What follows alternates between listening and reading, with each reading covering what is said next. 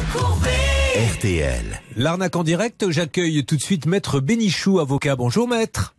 Bonjour. Soyez le bienvenu sur l'antenne d'RTL. Maître, pouvez-vous raconter s'il vous plaît, puisque je sais qu'un de vos clients en plus s'est lui-même fait avoir, en quoi consiste cette arnaque que nous découvrons et que vous allez pouvoir nous expliquer maintenant, nous vous écoutons. Bien, une personne à Pont-la-Nolan perd égare son permis de conduire, lequel est immédiatement récupéré par des cybercriminels qui le diffusent soit sur des réseaux sociaux ou soit l'utilisent à des fins financières pour contester des avis de contravention. Et donc ce Nolan, plusieurs mois après, se réveille et reçoit un avis à tiers détenteur, l'avertissant que son employeur a pour ordre de verser à l'État, en l'espèce, une somme d'un peu plus de 51 000 euros. Ce Nolan effrayé vient me voir. Nous commandons un bordereau de condamnation et nous remarquons que plus de 200 infractions d'excès de vitesse lui sont reprochées dans l'ensemble du territoire.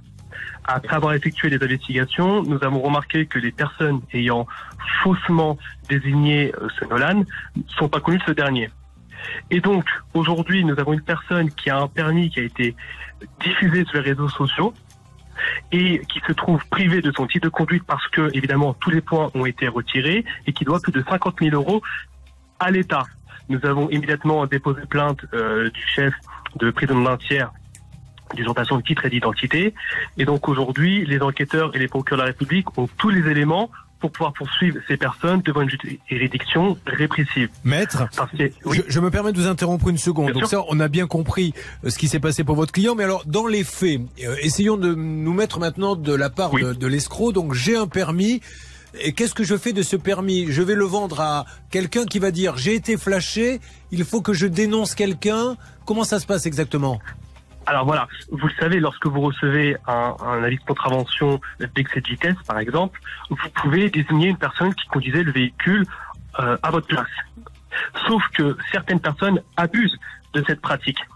C'est-à-dire qu'ils vont mettre à disposition un permis perdu et qu'ils ont volé, pour pouvoir permettre à cette personne d'éviter le retrait de points et d'éviter l'amende. Autrement dit, quand on ne me voit pas sur la photo, je peux dire ce n'était pas moi qui était dans la voiture, auquel cas la loi maintenant m'oblige à dire qui était dans la voiture et je sors un permis volé que j'ai retrouvé sur Internet en disant c'est lui.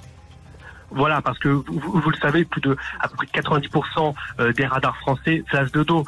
Donc la pratique est connue, ces personnes dénoncent ce permis et il faut savoir que l'officier du ministère public du centre de contrôle automatisé de Rennes ne vérifie pas la réalité et l'effectivité de cette désignation. Lui, il se contente simplement de savoir si l'ensemble des critères nom, prénom, adresse, numéro de permis de conduire sont complétés.